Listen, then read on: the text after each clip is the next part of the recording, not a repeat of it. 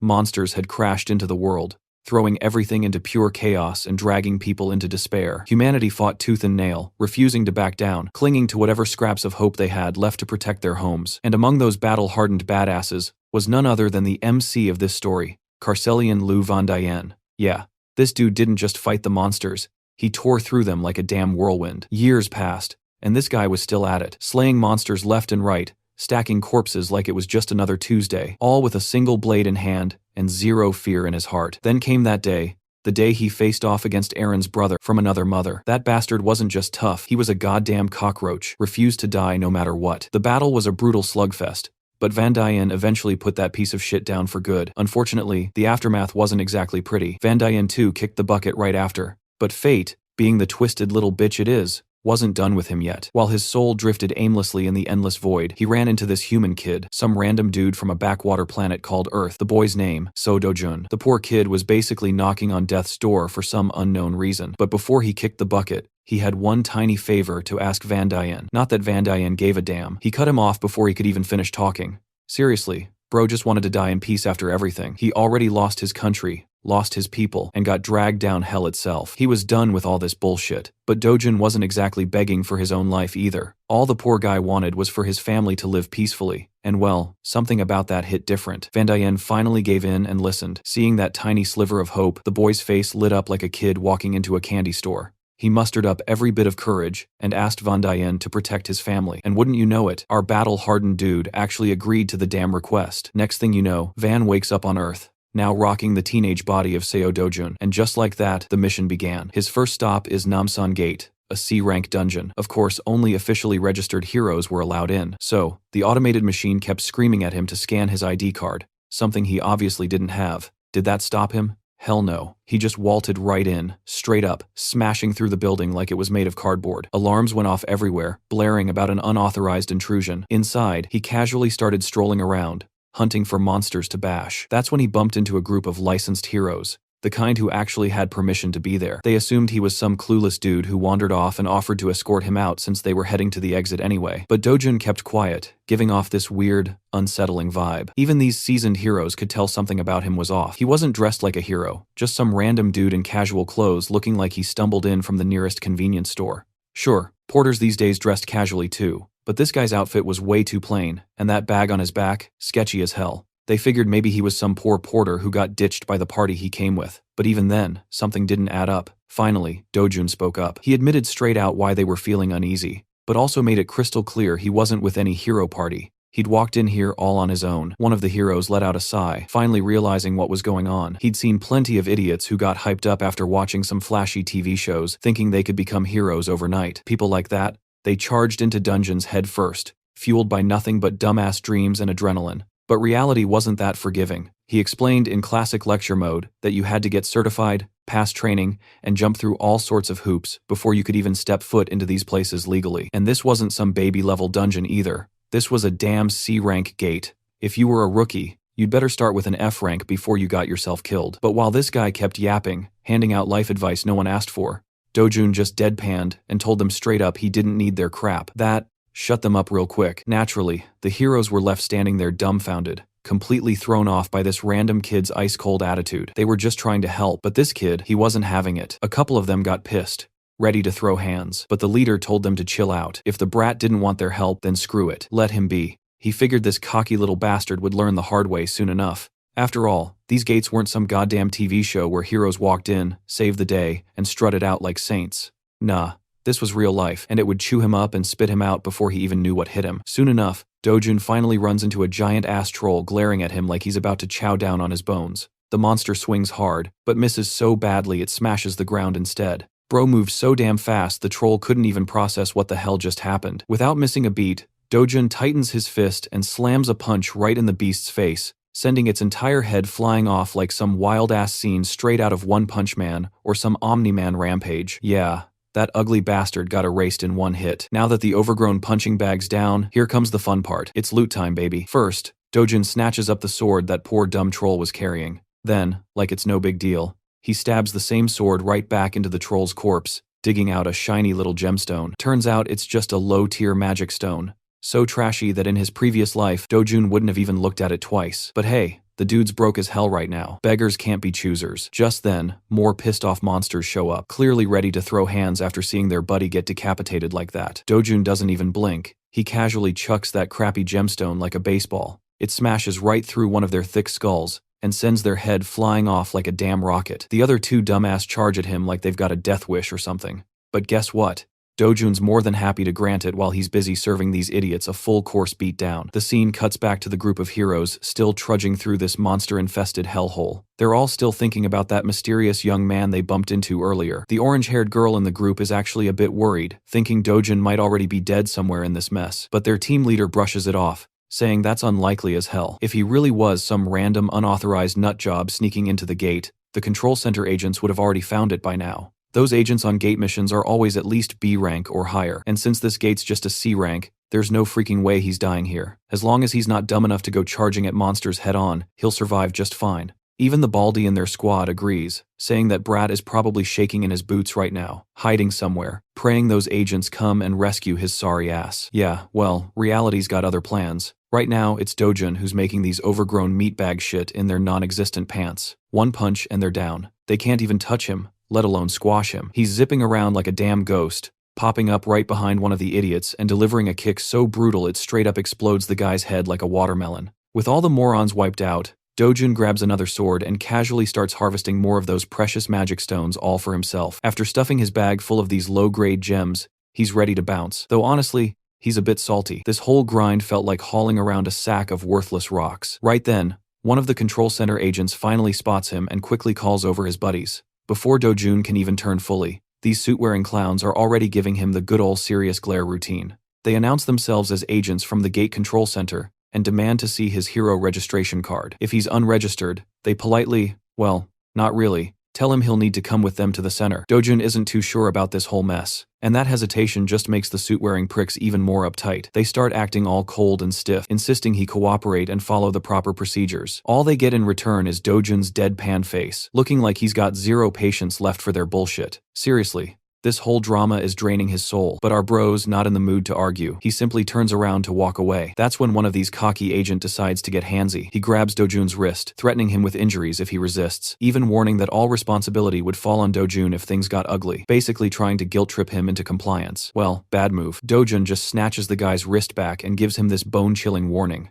Stop acting like a thorn in my damn path. That one sentence is enough to make the poor bastard freeze on the spot. Of course, the other two morons don't get the memo and whip out their fancy magic batons. These are grade 4 magic staffs strong enough to knock out an orc, but yeah, they don't pack enough punch to even scratch our guy. With zero fuck to give, Dojun twists the grabby bastard's arm until the dude's squealing like a little bitch. Then he gives them a final warning. Get lost now if you don't want to lose the last shred of dignity you've got left. But these duty-bound fools don't know when to quit. They try to take him down with those magic staffs, but it's hopeless. Dojun wrecks them effortlessly, landing a devastating punch right into the back of one dude, then slamming another straight in the gut. Finally, there's just one left, the guy with glasses, shaking like a leaf. He senses that shit's about to hit the fan, and then poof, Dojun straight up vanishes from sight. The poor bastard panics, freaking out after literally watching a guy disappear into thin air. And right when he's losing his mind, Dojun appears out of nowhere and slams the fist straight into his stomach, making him double over in pain. Looks like Dojun's finally done with this never-ending circus of agents chasing him around. He even starts seriously thinking about registering as a hero just to avoid future headaches like this. The agent, still gasping for breath, assures him that as long as he doesn't get involved in shady or illegal crap, no agents would come after him again.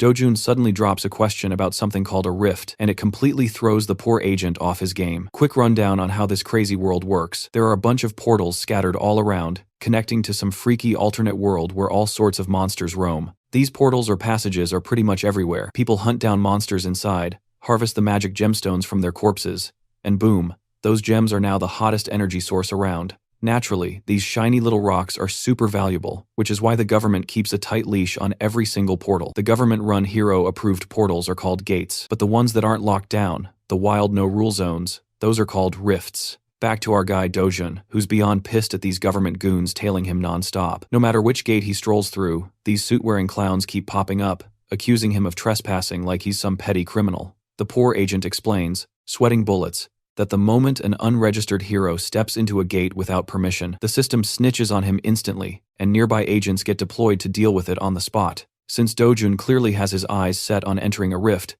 The agent desperately warns him that rifts aren't your usual walk in the park. Getting caught there, oh boy. No warnings, no negotiations, just straight up punishment. But Dojun, he couldn't care less about this guy's lecture. Without a word, he just grabs the poor bastard by the face and tosses him aside like a damn garbage bag. The agent instantly regrets not calling for backup. This crap's way beyond his paycheck. Lying there on the ground with his arm clearly busted, the agent keeps yelling empty threats, screaming about how he'll definitely get Dojun locked up.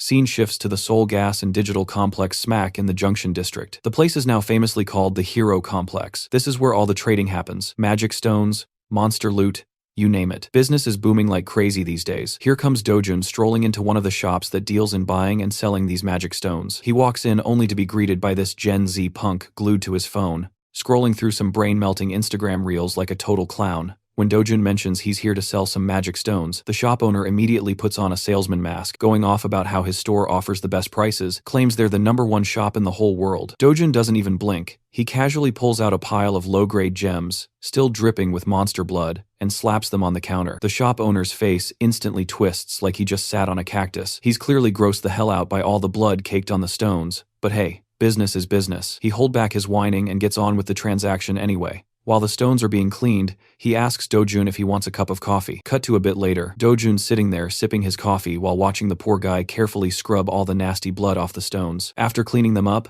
the guy finally tallies everything. 12 low-grade magic stones, 16 medium-grade ones, plus 5 upper and lower-grade stones. After slicing off a hefty 40% commission, the final payout for Dojun comes out to roughly 5.5 million won. And honestly, Dojun looks like he's about to explode. 40%. He's the one busting his ass out there, risking his neck to hunt these monsters.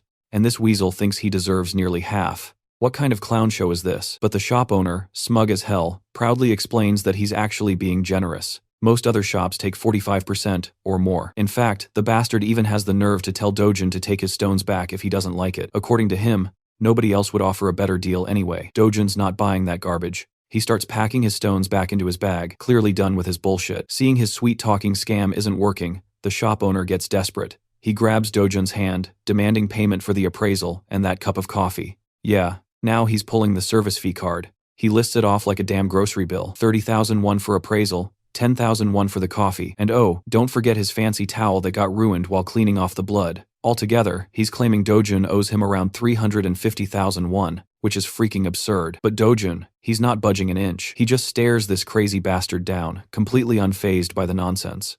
Seeing he's getting nowhere, the shop owner finally drops the fake politeness and goes full thug mode. He threatens Dojun, bragging about the class hero guards he's got on standby. Right on cue, these bulky muscleheads barge in from the back door, asking why they were called, ready to throw hands at the drop of a hat. Dojun, still cool as ice, glares at the bastard with a look sharp enough to cut glass. The bastard stares right back, neither of them backing down. Sometime later, the scene jumps to the shop manager. Yeah, that same loudmouth who was acting like he was the main character of the damn universe. But now he's sweating bullets, looking like he just saw a ghost, cause Dojun just wiped the floor with his 3 goons. Those oversized meatheads without even breaking a damn sweat. Now everyone knows who the real main character is here. Dojun strolls up to the counter, cool as hell, and casually talks the commission down to just 1%. No fuss, no fight. I mean, who the hell's going to argue when a guy like Dojun is staring right into your soul like that? The deal closes smoothly, and my man Dojun walks out of there with a fat-ass stack of cash. Making money with not just sweat, but with pure fists. Back at home, his grandma and little sister. They're both losing their minds over the insane pile of money. Grandma even squints at the cash, thinking this cheeky bastard's probably passing off fake bills. But Dojun calmly waves it off, dropping the classic. I just lent some cash to a friend who hit the jackpot with his business. Grandma isn't buying it though, asking,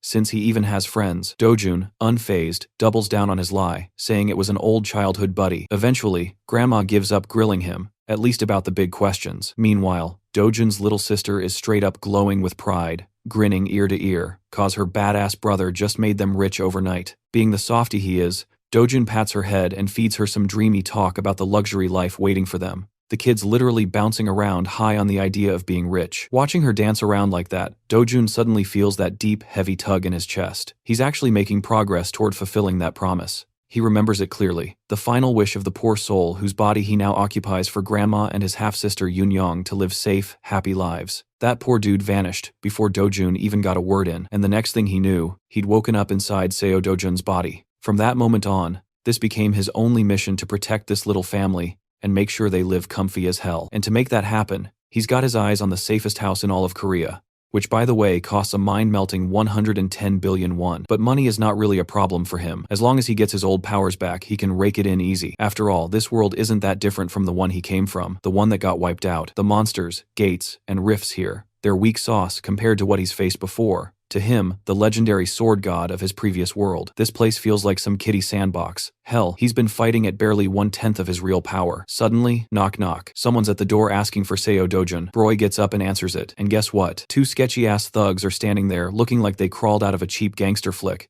They're here to collect a debt of 48 million won to be exact. Dojun immediately clocks them as loan sharks. The same bastards a real Dojun borrowed from before he kicked the bucket. Funny thing is, the original loan was just 5 million won taken out for grandma's hospital bills. But now, thanks to their blood-sucking interest rates, these greedy bastards are demanding 10 times the amount. They've been stalking him too, seeing he's been making cash off gates lately. It's all in their shady little contract. But instead of coughing up a single damn one, Dojun serves up a brutal fist sandwich right to the bigger guy's face. One punch and the poor bastard's flying through the air like a rag doll, crashing down hard. His scrawny partner is just standing there with his jaw on the floor, probably pissing himself. Dojun shoots him at death glare, sharp enough to slice steel, and reminds him that if we're doing math here, over 9 million won has already been paid. Honestly, these assholes should be paying him interest at this point. Then, without missing a beat, he lands another punch. This one has the skinny bastard bawling like a baby. Dojun leans in and tells him in the coldest tone, "Go tell your boss.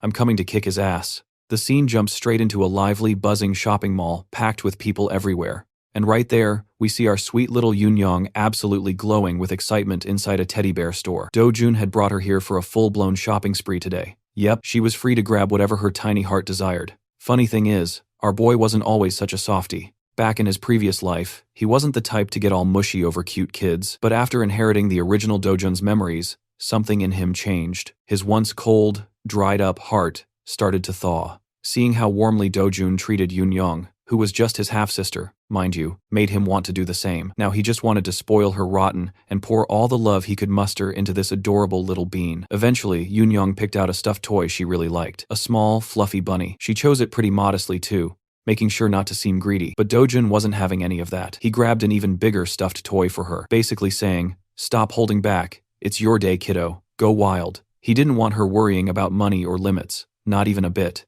Later, the two treated themselves to some seriously good food. But right as they were enjoying their meal, an unfamiliar voice suddenly called out Dojun's name. And here she came, a middle-aged woman waddling in with a squad of bodyguards behind her. This chubby cheeseburger woman looked like your classic trash talker who just couldn't mind her damn business. She didn't waste a second before roasting Dojun's sense of fashion, basically calling him a walking fashion disaster. Then she shamelessly turned toward Yoon and threw a nasty jab, outright suggesting that Dojun probably knocked someone up and had this girl just like his own mother had done with him. And that hit below the belt. Obviously, Dojun was fuming inside. But little Yoon had no clue what was going on or why this random lady was running her mouth like that. The woman then turned her full attention to Yoon and boldly asked her name. When Yoon sweetly introduced herself as Lee Yoon, it finally clicked for this trashy woman. She was Dojun's sister. Still, that didn't stop this hag from tossing more shade. She mocked Yoon's clothes too, calling her a mess. And yeah, this bitch even dragged their deceased mother through the mud. That was it. Dojun's blood was practically boiling, but strangely enough, he still kept his cool, not lashing out yet. Even this old hag looked kind of shocked that Dojun wasn't taking the bait.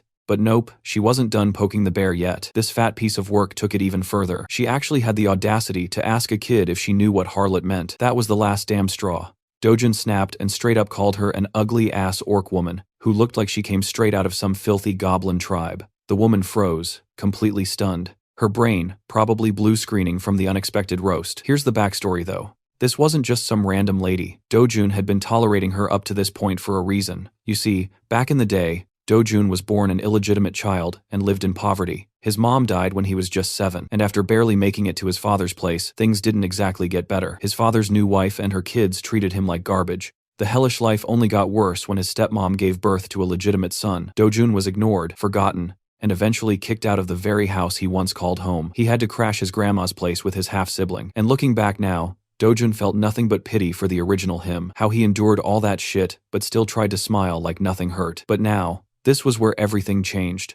Turns out this orc-looking woman was a stepsister. That's why he'd been trying to hold himself back earlier. But enough was enough. He remembered clearly how he used to live under the same roof as this walking dumpster fire, and she was just as disgusting as ever. Her personality was rotten. Her looks were well orcish as hell, and to top it all off, she was dumb as a rock. Dojun didn't hold back. He verbally obliterated her, bluntly pointing out that her entire existence was just a sad mess fueled by her own insecurities. She called others ugly just to feel better about herself, projecting her miserable self-hatred onto everyone else. Deep down, she was nothing but a gold-digging parasite obsessed with other people's lives, and Dojun made sure the whole damn mall knew it. As he kept ripping into her with brutal burns, everyone in the mall watched them like it was a live reality show. The orc lady was losing her shit, fuming and shaking from the humiliation. Then her mother, Dojun's stepmother, showed up. Seeing her mom, the orc lady instantly ran over to her, whining like the bratty, pathetic little gremlin she was, complaining about how Dojun verbally demolished her. But to everyone's surprise, even the stepmom seemed disgusted by her daughter's whining. She shut her up with nothing but a cold-ass glare. Not going to lie, bro.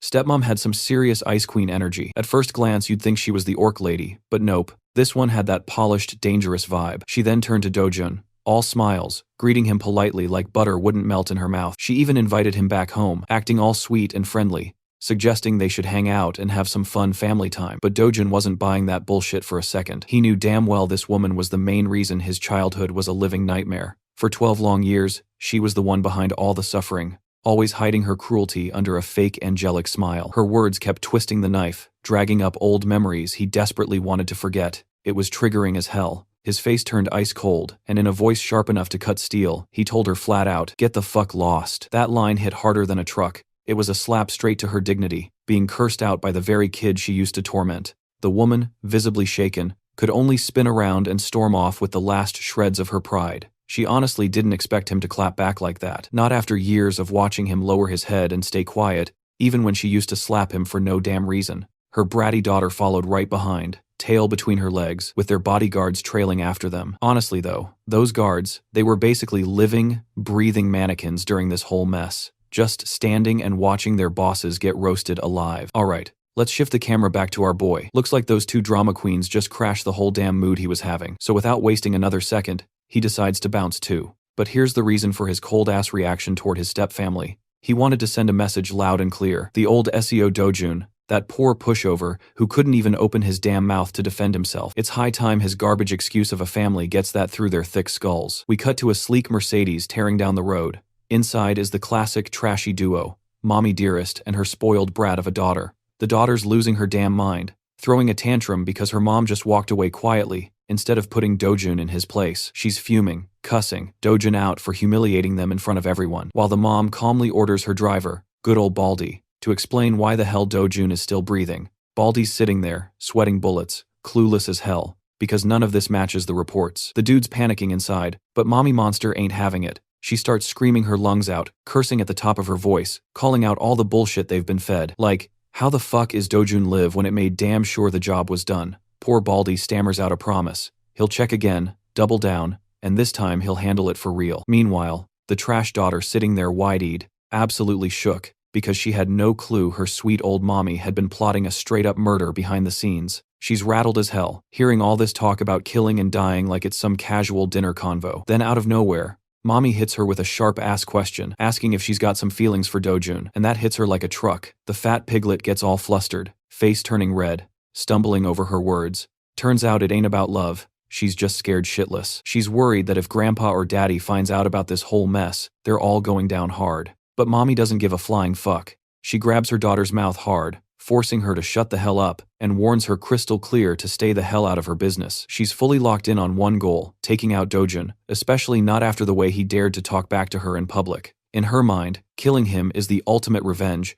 and she's damn sure about it. Dojun is on the move, casually riding somewhere while thinking about how mana stones flipped the whole energy game. These shiny stones quickly became the new gold rush, replacing every old-school energy source out there. Every damn country started obsessing over these rifts, fighting tooth and nail to get their hands on the resources inside. Nowadays, the whole world basically spins around the rift system. Everything, industries, energy, even survival, is locked into these gates, and the people are crazy enough to dive into them. And being a hero now isn't just about glory, it's about fat paychecks too. If you want that steady flow of cash, you better suit up and start slaying. Anyway, Dojun finally reaches his destination. It's none other than the Yeongdongpo HCS Capital Establishment. Yeah, I know that name sounds like some corporate hellhole, but trust me, you'll soon get why he's here. The moment he steps inside, the place looks straight out of a low-budget gangster flick. The boss and his squad of greasy goons are sitting there looking like they're trying to scare people with their mugs shot-worthy faces. But Dojun? Nah, he's cool as ice, not bothered one bit. The boss stubs out his cigarette, glaring at Dojun,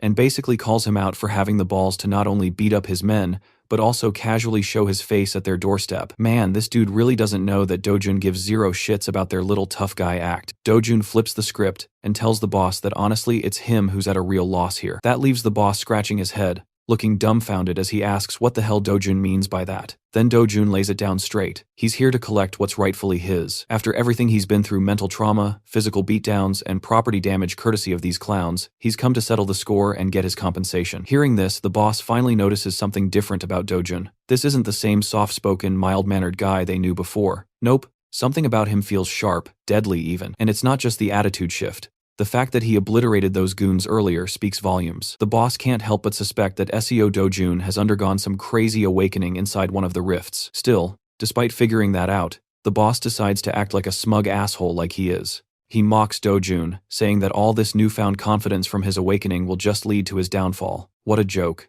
Then, in classic bad guy fashion, he waves his hand and calls in a bunch of pissed-off muscleheads to try and scare Dojun. Sure, they've got the muscles, but honestly, to someone like Dojun, who's walked through hell and back, they're nothing but bugs under his shoe. The boss keeps yapping, claiming even awakened folks like Dojun eventually get killed off, reduced to corpses like all those trash-tier heroes. The funniest part is this dumbass actually believes that SEO Dojun is nothing more than some weak-ass D-rank hero, someone his organization can squash without even breaking a sweat. Meanwhile, Dojun just stares him down with a dead serious face and says, "I ain't done talking yet." Hearing that, one of the guys suddenly decides it's time to grow a pair and steps up to challenge him. Oh boy. Dojun, amused as hell, calmly takes off his glasses, adding to their confusion. And then he delivers a Mike Tyson ballistic universal machine gun rocket, Punch 9000, straight to the poor bastard's face. The guy goes flying like he just got yeeted by God himself, crashing into the wall, while his buddies stand there completely speechless. But oh no, the ass-whooping isn't done yet. Dojun shares the love with the whole squad, smacking down another dude with zero effort.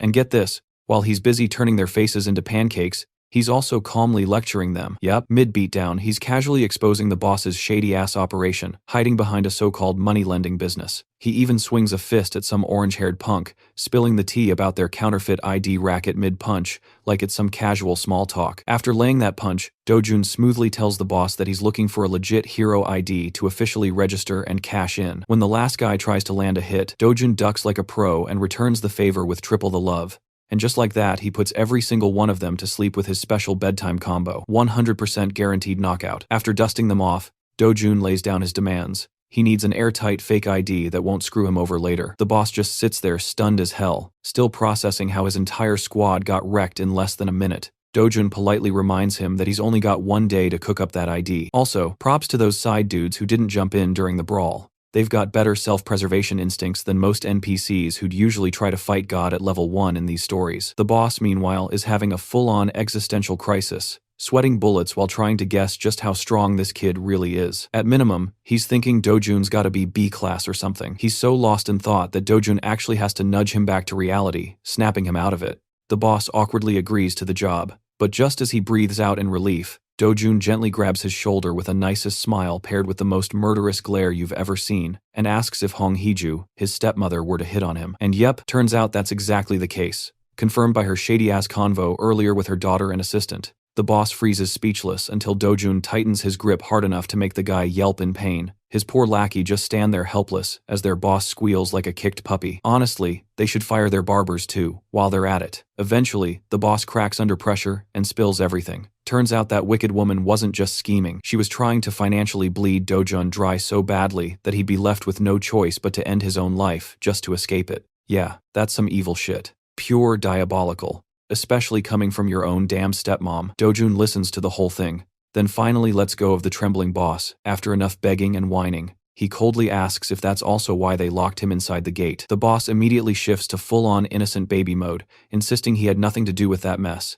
even admitting he wouldn't have gotten paid if Dojun had died inside the gate. Honestly, that sounds like a pretty valid reason for him to stay out of it, and Dojun starts piecing things together. Then Dojun mutters the name Kang Chulwoo, the same bastard who dragged him into the gate to begin with. He firmly demands every scrap of info they've got on that guy by tomorrow. With both demands made crystal clear, Dojun leaves the room, completely flipping the mood from when he first walked in. After everything's said and done, Dojun finds himself in deep thought once again. The real Seo Dojun had only ever wanted one thing. He just wanted to protect his little sister and his beloved grandma no matter what.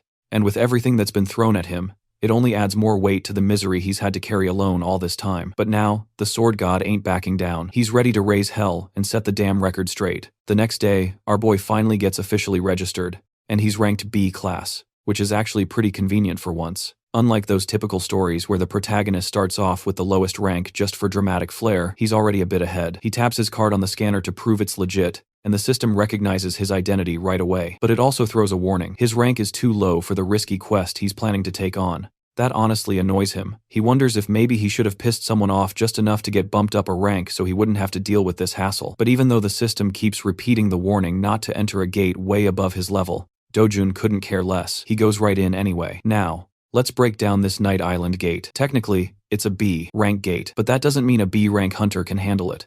In fact, heroes are usually advised to be at least one rank higher than the gate itself for safety. The dungeon is classified as D rank in scale, meaning it's wide and spread out. Bad news for solo hunters. Luckily, it's a tunnel-type dungeon, which makes solo hunting somewhat more manageable for him.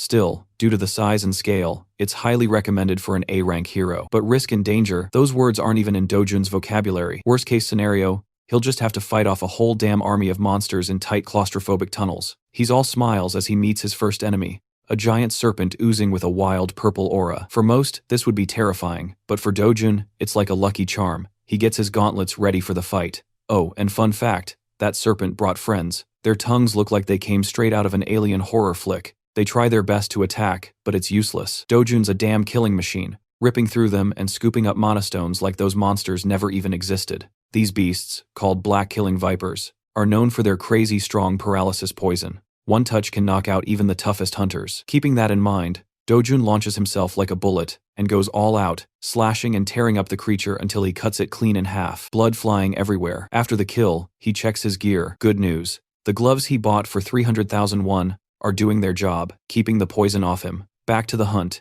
he now targets 4 more of those nasty legless freaks and blasts through their skulls with ridiculous speed. Blood splatters all over as he sends the viper straight to monster hell. Once the fight's over, Dojun starts digging through their flesh, searching for mana stones, but nothing, not a single one. Still, he expected that. In his original world system, these monsters only have a 3% drop rate for mana stones. So, if he wants any real loot, he'll need to wipe out hundreds more of these things. As Dojun continues walking, he comes across a creature he jokingly calls Mr. Bonehead. You'd probably assume it's the boss monster, but Dojun has his doubts. He sarcastically asks the giant serpent if it's the boss, as if the snake's going to casually respond like a buddy. Still, he sees the appearance of this massive beast as a good sign. It means he won't have to wander around aimlessly anymore. Without wasting time, he launches into a sudden attack, hoping to end the fight quickly and head home. But then, things take a turn. Even though he lands a solid heavy punch, it does absolutely nothing to the creature. All he ends up doing is giving it what looks like a tattoo on its head. While he's still airborne and unable to dodge,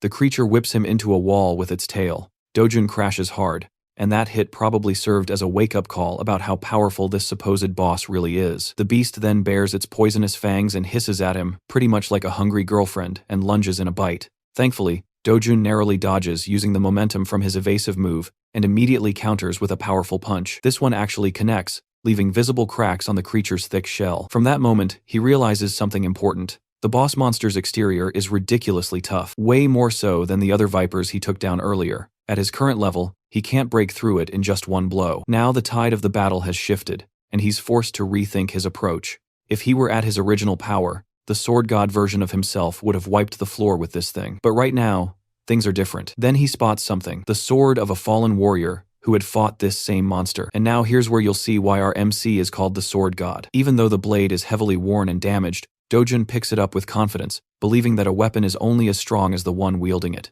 With that mindset and a broken blade in hand, he steps up to face the monstrous snake. The creature charges at him again with insane speed. Dojun shoots into the air and boldly declares that the beast should feel honored because he's about to go all out with a sword, despite the weapon being in terrible shape. In just a few flashing moves, he unleashes a rapid series of slashes that utterly tear the snake apart. The intense battle wraps up on a surprisingly comedic note. The snake dies dramatically in the background, while Dojun's sword disintegrates into dust. But he's not done yet. Thinking cleverly, something most protagonists don't usually do, he breaks off one of the snake's fangs, believing it might be a great material for crafting a short sword with some refining. Considering it a reward for everything he went through, he finally exits the gate. By the time he steps outside, night is already fallen, and stars fill the sky. He realizes he spent much more time inside that B-rank gate than expected. Still, the entire ordeal reignited his motivation to fully recover his strength. And honestly, he's just relieved his old friends didn't witness him in this weakened state, because that would have been seriously embarrassing. Fresh off his hunt, Dojun swings by to get his magic stones appraised and sold. But before it's his turn, there's another hero already at the counter, proudly showing off his stash of loot. And, right on Quay, the penny-pinching receptionist treats him like trash, real scumbag energy, and smugly drops the bomb that their commission rate is a whopping 40%. Even this cheerful, innocent-looking hero isn't buying that BS. He straight up calls it out, saying he's just a regular dude trying to earn a living. But just like he did with Dojun, the slimeball appraiser starts spinning his usual crap, claiming their rate is actually the lowest in the biz. Sure, the gate center charges 5%, but here comes the fine print. It's before taxes. What a joke. From this snake's perspective, it's a killer deal for hunters. Good cash, minimal fuss. He hands the money to the hero, who doesn't raise too much hell about it, though he does ask what the hell happened to the guy's fucked up face. The hilarious part is the receptionist is still clinging to his damn script, even with his face looking like he got stomped by a rhino. He plays it cool, saying a lunatic wiped the floor with his guards, then left him like this.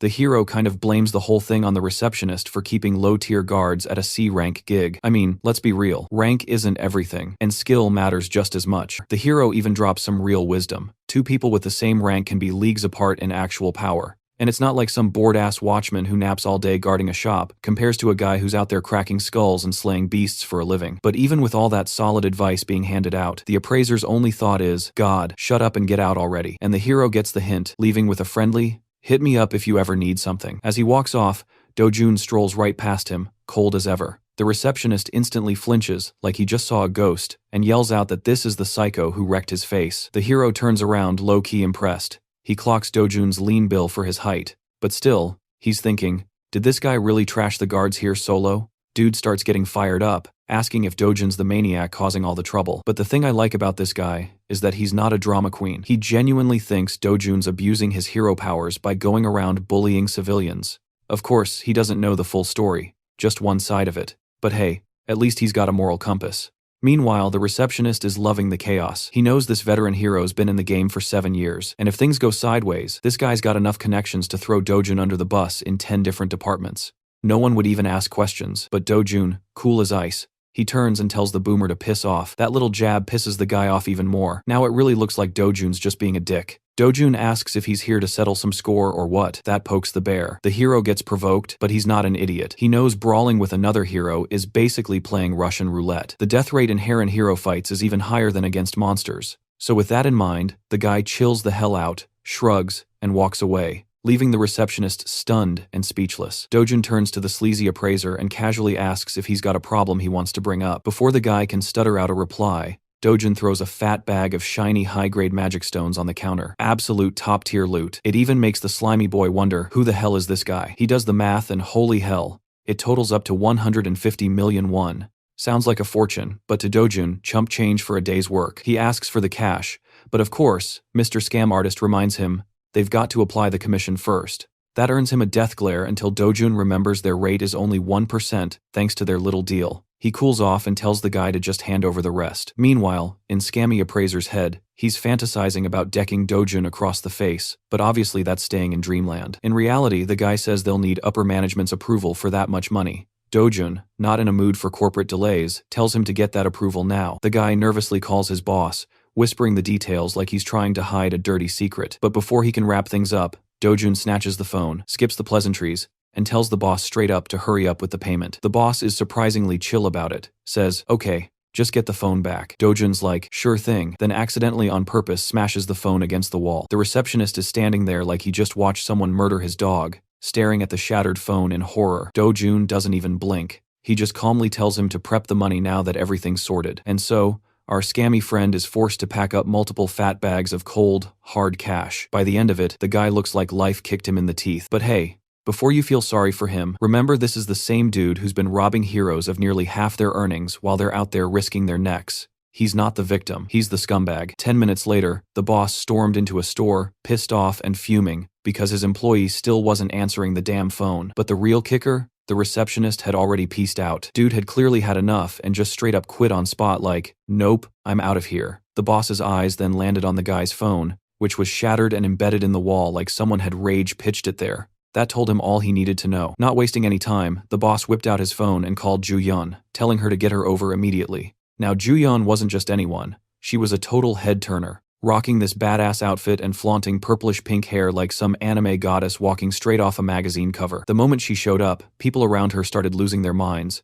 screaming her name like fans at a concert. Hyun Ju-yeon girl was getting the full celebrity treatment. And let's be real, she looked cool as hell doing it. When she walked in the store, the receptionist damn near passed out from how dazzling she looked. She flashed him a friendly smile and greeted him like a total pro. But she wasn't just here to look pretty. There was a damn good reason why the whole city went nuts over her. She was the country's 4th-ranked S-class hero. That's right, top-tier big league stuff. Rumors have been flying around for a while that she might be the boss's niece, but folks never knew for sure until now, because Ju-yeon herself confirmed it. She said she'd shown up because her uncle, the boss, had called her in to deal with some out-of-control, hot-headed hero causing trouble. Curious about the whole mess, the stylish S-ranker sat down, ready to hear the full scoop on what kind of craps out she just walked into. In the following scene, our guy is seen meditating under the sun, his chiseled body on full display. He had spent the entire day hunting, but the results were far from satisfying. With how things were going, he couldn't help but feel anxious about what lay ahead. His top priority now was reaching a level strong enough to clear S-rank gates by himself. That meant he needed to rebuild his former strength. And yep,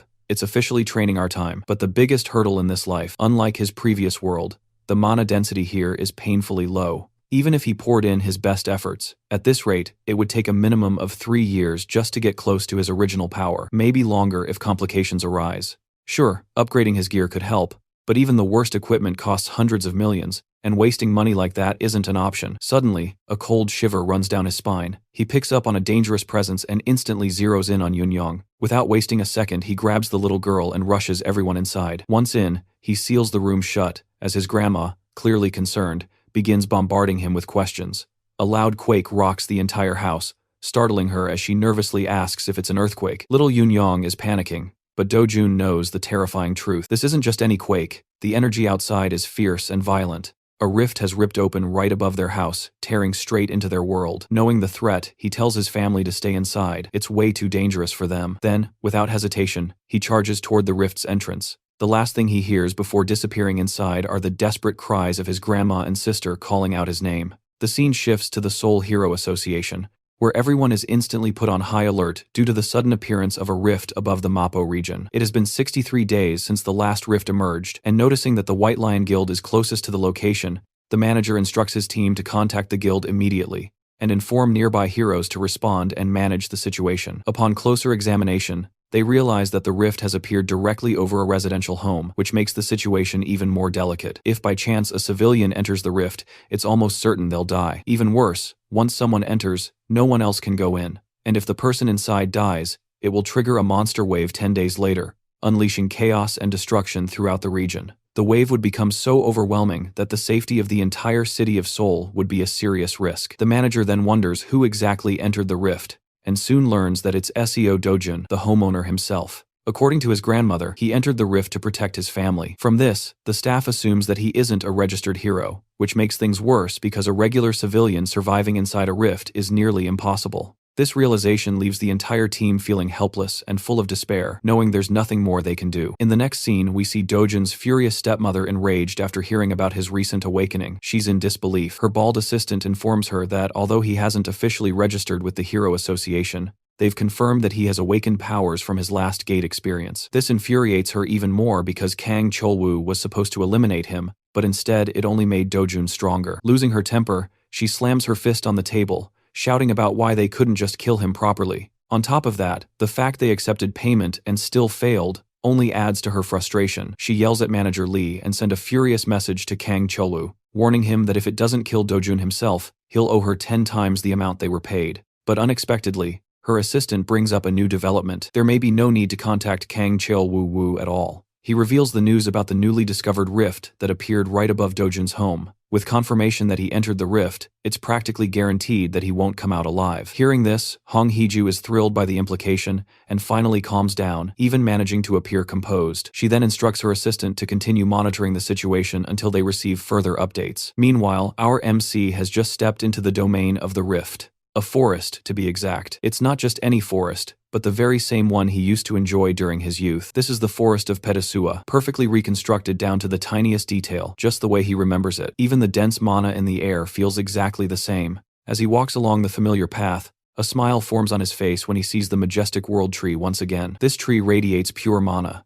It's a divine structure and the very foundation of the world's balance. In fact, back when the old world collapsed, it all began with this tree being burned to ash, which disrupted the natural mana flow permanently. But here in this rift dimension, the tree remains unharmed, exactly how he remembers it. He doesn't know why that is, but one thing is clear. He now has a shot at regaining his lost mana by absorbing it from this tree. Settling beneath the incredible stream of energy, he meditates, and bit by bit, his strength becomes more stable. He ends up staying in that position for over 3 days, completely immersed. No food, no water, ignoring all physical needs. Time flies. 10 full days pass, and his entire focus is on synchronizing his breath with the mana around him. But on the 10th night, trouble finds him. A group of alien-like beings known as the Vokina show up, ready to burn down the world tree, just like they did in the past. But this time, he's here to stop it. As they charge at him, Dojun wishes he had a sword with water-based powers to deal with them easily. The flaming monsters roar and rush toward him, but now he's overflowing with so much mana. He doesn't need a weapon, he is the weapon, and those hands absolutely rated E for everyone. He raises his hand and with sheer mana pressure, slams one of the creatures to the ground. Another one is left stunned. What he just used is called mana release. Not telekinesis, but a blaster-style attack that unleashes raw mana like a detonation. It's been a long time since he used this move, mostly because he'd been low on energy until now. But the Vokinas aren't done. They counter by firing concentrated energy beams from their mouths. As the lasers rush toward him, he stays completely calm. His mana alone is enough to shield him from any damage. Ignited with a fresh burst of energy, he moves toward them and quietly acknowledges that the world tree is now safe. Time to have some fun. 2 of the creatures try launching another attack, but he grabs their faces and forces their mouths shut. Their attacks backfire, exploding inside and blowing their heads off. Their flaming corpses collapse, leaving behind 2 valuable magic stones. But that's just the start. Dojun is having the time of his life, especially after unlocking a new power called the Eternal Ember. With a grin, he tears through more enemies, slicing and smashing his way through,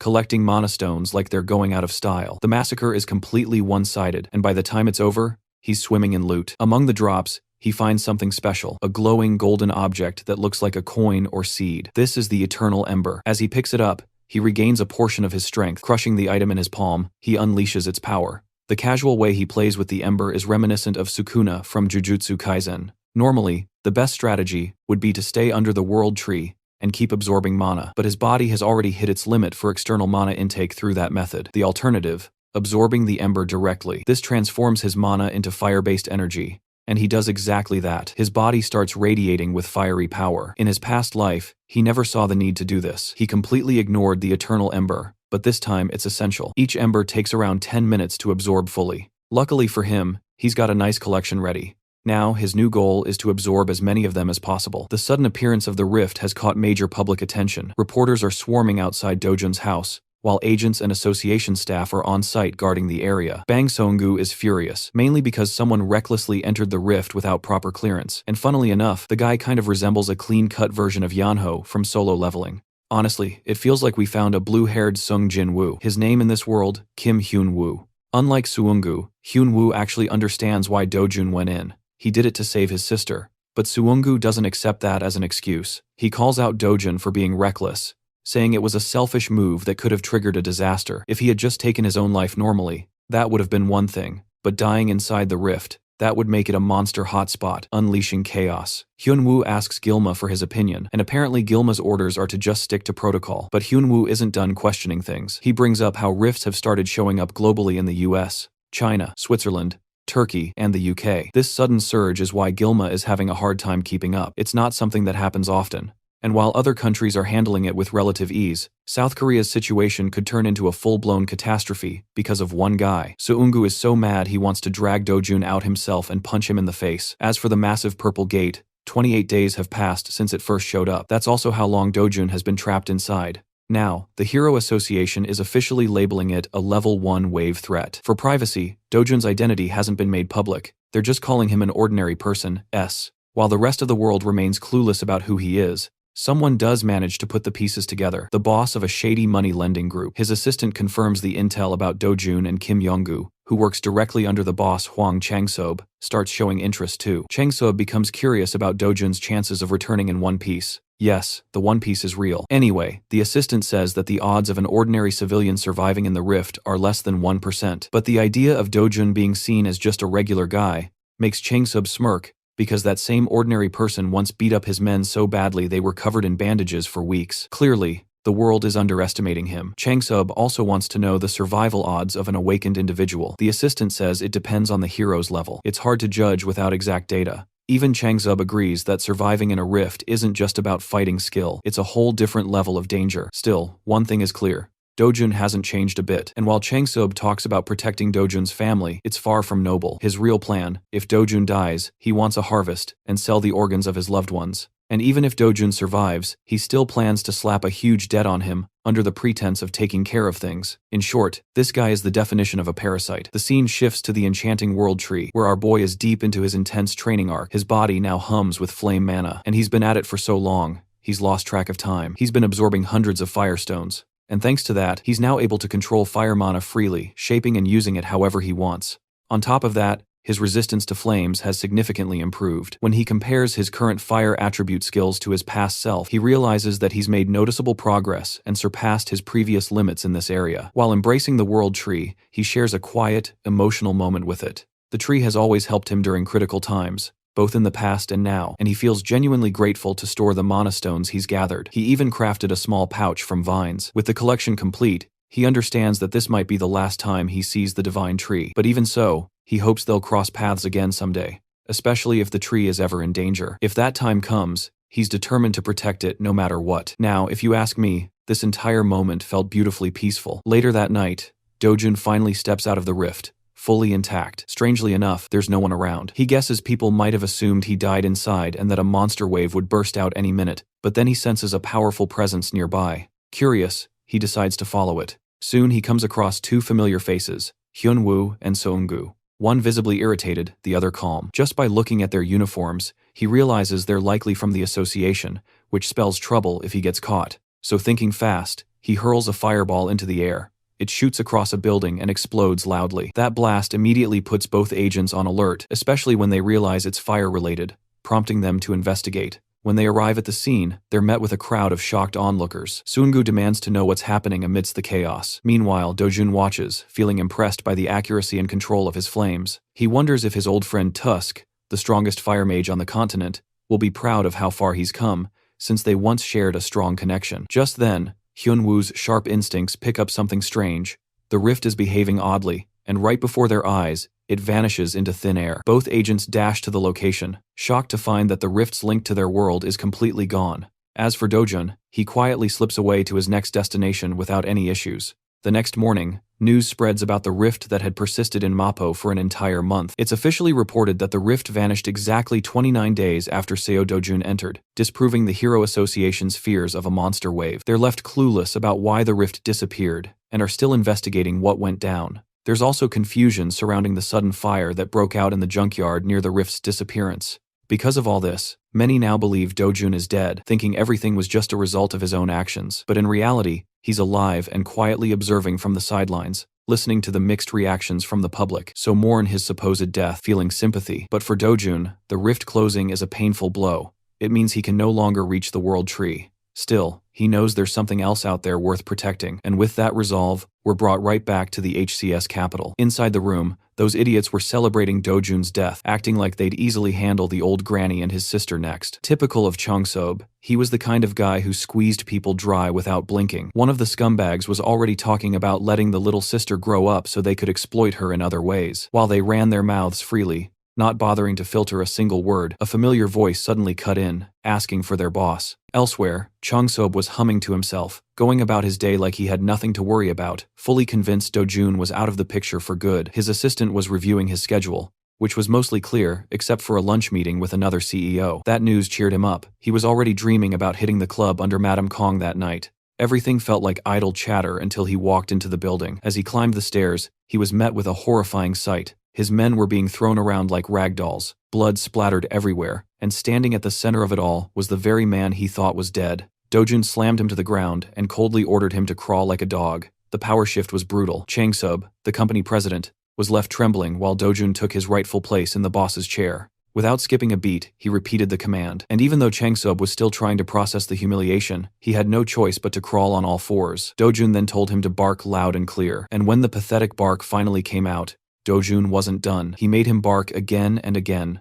turning him into less than human, just like how Changsob had treated others. He pointed out how scum like him only acted loyal on the surface and stab you the moment your back was turned. And then, with a chilling tone, he reminded Changsob that he had dealt with plenty of worthless humans like him in the past. Even when Changsob pleaded and swore his loyalty, Dojun had enough. A brutal slap followed, so strong it made him cough up blood. Turning to the assistant, Dojun handed him a promotion, calling him the new boss of the company and advised him to stop following a scumbag like Changsob. Then came the real test. He ordered the assistant to kill Changsob and clean up the mess, but the assistant, though loyal, hesitated. He knew the old boss had connections and fear that promoting him over Changsob would backfire badly. He begged Dojun to spare him just this once, but Dojun wasn't interested in pointless negotiations. Instead, he suggested tossing Changsob's body into a barrel and dumping it into the ocean, just the kind of cleanup job these guys were used to. When they still hesitated, Dojun took another route. He threatened to throw every one of them into the gate to become monster food if they didn't follow orders. That broke Changsob down completely. He sobbed, pleaded, promised loyalty, and swore never to betray Dojun again. This made Dojun pause for a moment. He knew he could end this problem right here, but something had changed in him. Compared to his past self, he had grown a little softer, so this time, he offered the guy a hand. Probably a moment Changseob would remember in his prayers forever, hoping he'd never get on Dojun's bad side again. But something was off. When their hands met, flames engulfed Changseob's hand. Even softened, Dojun was still merciless. Staring him straight in the eyes, he reminded him that this was his final warning. And then, without hesitation, he burned a man's hand clean off, reducing it to a charred pulp. As Dojun walked away, ignoring the screams of the broken president, he left one final warning. If anyone tried to harm his family ever again, he'd make sure they all died by his own hands. And from now on, protecting his family wasn't a favor, it was their lifelong job. Well, that's how you deal with traitors. Technically, Seo Dojun doesn't even exist anymore. Dude just dipped from reality the moment that rift closed. But plot twist. Man's literally munching on burgers at the local McDonald's. Meanwhile, the government, the Hero Association, and the media already moved on like he was a deleted tweet. They all assumed the civilian who walked into the rift straight up died. Even if he pulled up and said he's alive, no one would give a damn. And honestly, popping back up after soloing a rift is just asking for drama. Right now, that tamed mutt Huang Changsob is out there house hunting for him, so Dojun can finally chill and move at his own pace. He even got to treat his little sis to some good old greasy fast food, told her they're moving to a better hood, and she was straight up beaming. She can finally go to kindergarten like a normal kid and start elementary school next year. But the mention of school changed her whole vibe. Dojun low-key panicked. Dude's built for slicing monsters, not dealing with kid emotions. Turns out she's been getting clowned by other kids for being an orphan. Hearing that wrecked Dojun, like full-on emotional damage. But hey, if she doesn't want to hang with those crusty little bullies, she doesn't have to. They'll catch karma eventually. Knowing she wouldn't have to go back to that toxic-ass kindergarten had her hyped.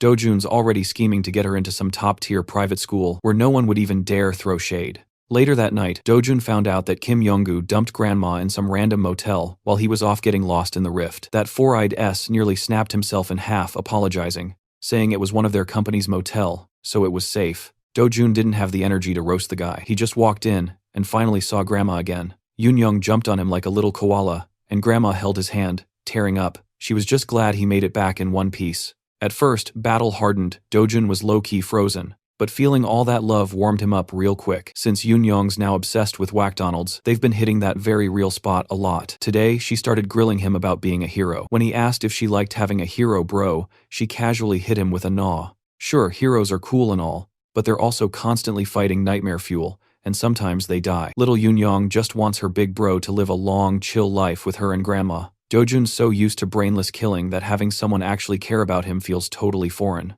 In his old hellhole of a world, he was the last human standing, fighting literal horror movie creatures, losing everything along the way. But now, in this second chance life, something priceless popped up next to him. Feelings he thought were dead are slowly creeping back. Maybe, just maybe, he can actually live a soft, happy life now with love and peace. Meanwhile, the Korean Hero Association is falling apart. Tae-hwang, the big boss behind Korea's Hero Association and director of the World Hero Federation, has been low-key losing it over the latest rift incident, or rather, the lack of one. Their top dogs already scoped out the whole site but came back empty-handed. Dude's frustrated as hell, not knowing what's up in his own turf. Honestly, it's not wild to think that a rift that dipped out of nowhere could just pop back in any moment. His assistant tried to vibe with the stress, and said it might have been better if a wave happened. At least then they wouldn't be sitting here stressing over unknown chaos. But director Tae-hwang shut that down real quick before she pushed his blood pressure any higher. Sure, he's anxious about the mystery, but part of him is glad nobody got hurt. Tae-hwang isn't just any guy. He's top 100 strongest and most respected heroes worldwide. If he ever ran for president, dude would probably get voted in harder than anyone in history. His clout is strong enough to knock over entire corporate empires if he wanted to. Thankfully, he's not about that power or billionaire life. All he's ever cared about is keeping his people safe. Straight up, he's built different. Even if it takes a while, he wants the entire rift perimeter checked again thoroughly this time. The folks living nearby already agreed to sell their homes to the association, so that part sorted. As a thank you for all the trouble, Tae-hwang's planning to pay them over market price. That's the least they can do after throwing a rift into their neighborhood. Reports are pouring in from everywhere, saying multiple rifts have popped off in other countries. Something's clearly brewing. The US and China are already handling their rift situations. Out of the major nations, the UK's got it the worst. While seasoned heroes are clearing rifts across the globe, the squad sent to the UK is just pure trash. Speaking of which, their month-long mission to clean up the UK rift just bombed in spectacular fashion. The wave has officially started there, and the city's population is moving around like it's just another Tuesday. Blending in with the crowd is none other than SEO Dojun, casually strolling toward his go-to shop inside the hero complex. The second he walked in, the guy working the counter greeted him on reflex, then immediately froze when he saw who it was. Every damn hair on his body shot up from fear. That black-haired guy, literal trauma. Luckily for him, the owner is in today, so he doesn't have to deal with Dojun's chaotic energy all alone. The manager folded his newspaper, raised his head, and spoke with a tight voice laced with annoyance. This is the same dude who's been pushing his poor cashier to buy junk-tier crystals. Dojun lazily yanked his backpack off and dropped it to the floor. Honestly, it's kind of convenient the owner's here. It means he can sell his crystals faster and bounce. The owner braced himself, expecting more low-tier garbage to spill out. He wasn't in the mood for bargain bin trade deals. Dojun's not down to be dismissed, like some nobody though. He came here to deal fair, and getting blown off pisses him off. From a business point of view, no sane owner wants a 1% cut on anything. It's just not worth it. Best case scenario, this kid leaves and takes his drama with him. But Dojun wasn't having it. He flat out told the guy that turning him away would be one hell of a mistake he'd seriously regret. The owner kept shooing him like a fly, didn't even glance at the bag. That was his final warning. So Dojun kicked the backpack, letting everything inside spill onto the shiny floor. Both the cashier and the owner froze instantly. One look, and they knew exactly what they were staring at. That janky bag was stuffed with heroes' magic crystals, top-tier legendary items no money could casually buy. Dojun knows what he's carrying. He's well aware this stuff is premium as hell. So basically, the hero's magic crystal ended up in the hands of this notorious Mexican drug lord named Korosman, who started using it for next-level drug cooking. One night, a freak lab accident flipped everything. Korosman awakened as a superpowered hero, and suddenly, that tiny glowing rock became the hottest thing in town. Since then, it's been labeled a legendary item for awakenings and mana boosting, straight-up ultra-premium tier stuff. As a power move, Dojun just told the clowns to pack their crap and bounced. Instantly, Mr. Owner flipped his whole attitude, went from smug to servant real quick. He personally guided Dojun to the VIP section and threw in some fancy drinks while his cashier got busy polishing the crystals. Dojun loved flipping the script like that. One second they're kicking him out. Next he's chilling with a cold drink in hand. He dropped his opening offer, full price, but only a 0.5% commission. The second the owner showed signs of hesitating, Dojun threw out a hard threat to walk away. In past trades, he was chill with 1%, But now he's slashing it just for the sake of being petty. The owner tried to bow and dish out the most dramatic apology he could muster, but Dojun had zero patience for that fake-ass humility. It's simple. Take the deal, or he walks. At the counter, the cashier was silently cussing Dojun out, pissed at how rude and cocky he was acting. The owner, realizing the usual tactics weren't working on this kid, suddenly got serious and dropped the whole lecture on crystal markets and pricing. Dojun wasn't having it. He slammed the drink down, stood up, and made the manager freak out, sensing that he was about to lose a gold mine of a deal. The panic set in, and the manager started throwing out commission numbers. 9%, then 8%, slowly crawling down to 7, 6, and even 5%. At that range, the store's profits were basically toast, and right when a guy hit rock bottom emotionally, Dojun struck. He agreed to a 1% cut just for old time's sake. Deep inside, the owner wanted to throw a chair and scream at this daylight robber, but he couldn't afford to let go of the product. Then Dojun casually dropped a bombshell. Besides the bag he brought today, he's got 7 more bags with those insane grade crystals. The moment he said that, the manager nearly peed himself from excitement. They whipped out the contract fast, signed everything, and a few minutes later, a clean 67 billion won landed in Dojun's bank account. That's around $48 million.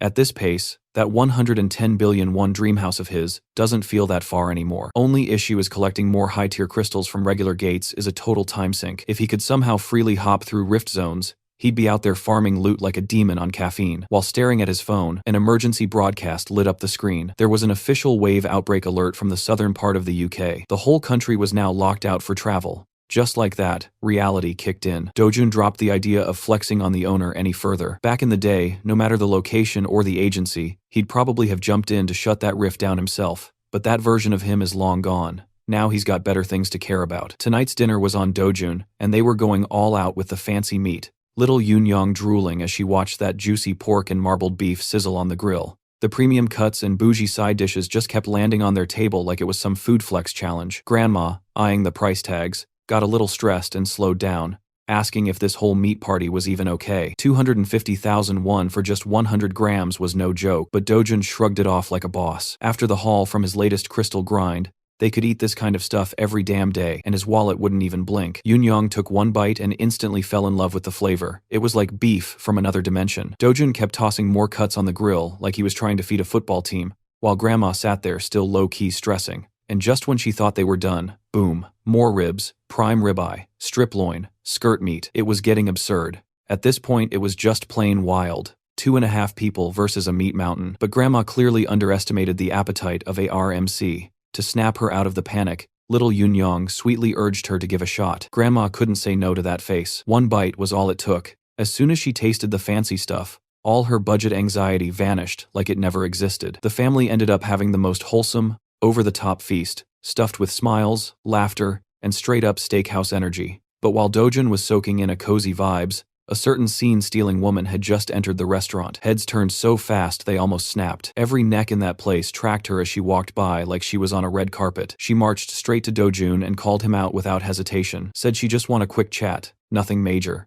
But before she could explain herself, Dojun shut her down cold for barging in on his family dinner. If she had something to say, she could say it after they finished the damn meal. Hyunju-yeon calmly played her name card, hoping it would make the guy shift his attitude. Spoiler alert, it didn't. Dojun just kept grilling meat like she was invisible. So, the iconic S-rank hunter, one of Korea's finest, had no choice but to suck it up and go sit in the restaurant's waiting area like a regular customer. With someone like her chilling in plain sight, she obviously became the center of attention. Everyone nearby was sneaking peeks, whispering under their breath. Hyunju-yeon wasn't just ranked 4th nationwide among S-class hunters. She was also considered top 10 inches the world for beauty. People were mentally screaming the same thought over and over. Who the hell makes Hyunju-yeon wait? Ignoring all the background noise, Ju-yeon zoned out and replayed that brief exchange with Dojun in her head. From what she knew, the guy entered his first gate barely 2 months ago. He made it out alive, and now there's buzz that he might have awakened. The public believed he got wrecked in that recent Maple Rift incident. Yet here he was, alive, healthy, and chowing down with family. But all the weird inconsistencies aside, what really stuck with her was that one sharp look Dojun gave. That glare had her on edge, and she was an S-rank. No way someone fresh to the game reaches S-rank level in under 2 months. Even Kafmore, the oil tycoon who drowned himself in magic stones, took like 5 months to max out. Piecing it all together, Ju-yeon had a gut feeling. This guy must be hiding some kind of secret ability, something nobody's figured out yet. Finally, Dojun, Grandma, and little Yun Yong, and vibing with full bellies and good moods. Near the exit, Ju-yeon walked over, ready to finally talk to the mysterious dude. But before she could even open her mouth, another figure waltzed into the restaurant with straight-up main character energy. Dojun's eyes went razor-sharp the moment he spotted him. That greasy slime ball did not expect to see Dojun alive. And, well, after their trip into one of those death trap gates. Yep, it was at Psycho Kang Cheolwoo, and the bastard looked way too entertained by Dojun's cockroach tier survival. Even Ju-yeon clocked him instantly as trouble. Tension thickened in the middle of the restaurant. Silence at heart. Dojun ignored the half-assed insults and called Ju-yeon over like nothing happened. Cheolwoo froze when he saw an S-rank hero chatting with the so-called cockroach. Dojun just asked her to take care of his family for a minute. All she had to do was wave down a taxi so they could bounce safer that way, while he handled some unfinished business with a mutt. Thankfully, Ju-yeon wasn't dumb. She helped like a champ and reassured Grandma and the kid that everything's fine. She waved goodbye, but the worry on their faces said it all. Ju-yeon awkwardly stood there as the taxi pulled off, and then bam! A loud, clean slap cracked through the air. With his family out of sight, Dojun could finally drop the PG act and let loose. The slap was so damn fast that Cheolwoo didn't even see it coming, just felt his face light up from the impact. Embarrassed and fuming, Cheolwoo charged in swing back. One of the servers tried to stop it, scared the place might get leveled by awakeners going at it. Her polite request got met with straight-up violence. Luckily, she didn't get hurt too bad. Dojun calmly told everyone to get out, just clearing the stage. Cheolwoo, of course, was mad easy to bait. Dude's a meathead with garbage trash talk. For that, he ate another clean hit. Didn't even see it coming. Just felt Dojun's knuckles knock into his skull. Kang Cheolwoo is the same coward who left the OG Dojun to die inside a gate. Even though Dojun wasn't the one abandoned, he still carried the rage. That ugly bastard needed a good lesson. Cheolwoo, looking like a goblin, thought it would be smart to open his mouth and bring up how Dojun's evil stepmom was behind it all. What a clown. But it worked out since getting info from him turned out to be way easier than expected. Dojun casually pulled out his phone, hit record, and let the idiot spill everything. One nice confession on video could make life so much easier down the road. Then this dumbass took it too far. Dojun got insulted again by Cheolwoo's trash attitude. He powered up and called Dojun's mom a whore before launching a wild attack. The guy seriously thought he was going to finish the job this time and kill Dojun for real. Unfortunately for him, Dojun wasn't having it. His control over chi was insane. He met that wild punch with a soft, effortless block that sent Cheolwoo's fist flying back like it bounced off a trampoline. The idiot didn't know what hit him. Usually, he just bulldozed through fights, but this wasn't the usual. Dojun was on a whole different level, and it showed. With one push, Cheolwoo went flying. Dojun followed up like a predator just playing with his meal. Fists smashed into skull. The server from earlier was frantically trying to call the cops, but before she could even press the button, a soft hand grabbed her phone. Ju-yeon, smiling all sweet, told her not to worry, she'd handle it, and just seeing her there calmed the poor girl down. Meanwhile, Cheolwoo was getting obliterated. Slaps, scratches, punches, non-stop beatdown. He barely had a second to breathe. As far as Ju-yeon knew, this loser was a B-rank hero, and at that rank,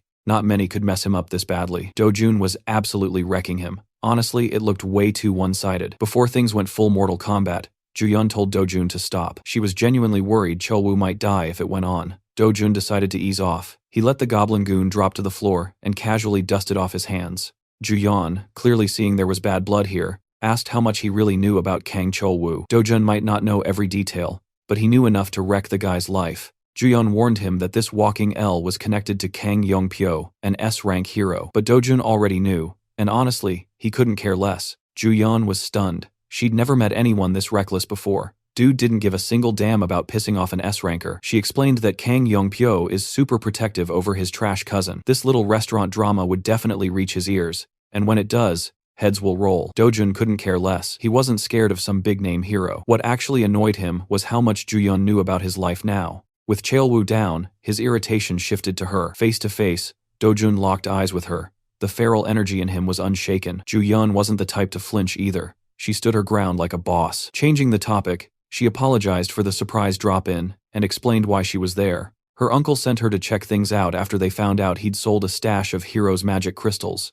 Now she wanted the rest. She was ready to pay whatever it cost. Dojun warned her it wouldn't come cheap. He's been hoarding serious loot, but Ju-yeon came prepared. As an established S-rank hero, her resources were no joke, and Dojun wasn't against selling. He just had one little condition before they did business. Elsewhere in the city, the sound of expensive alcohol bottles hitting the floor can be heard. Dojun's evil stepmother is crashing out upon learning new information about his allegedly dead stepson. Her people were so sure that the kid died in the rift, Yet now she's receiving word about how Dojun survived like a resilient cockroach. Press F for Ballman here. Having a boss like her can't possibly be fun. You can't blame him for the misinformation. Even the Hero Association labeled Dojun dead. But this evil stepmother doesn't want to hear excuses.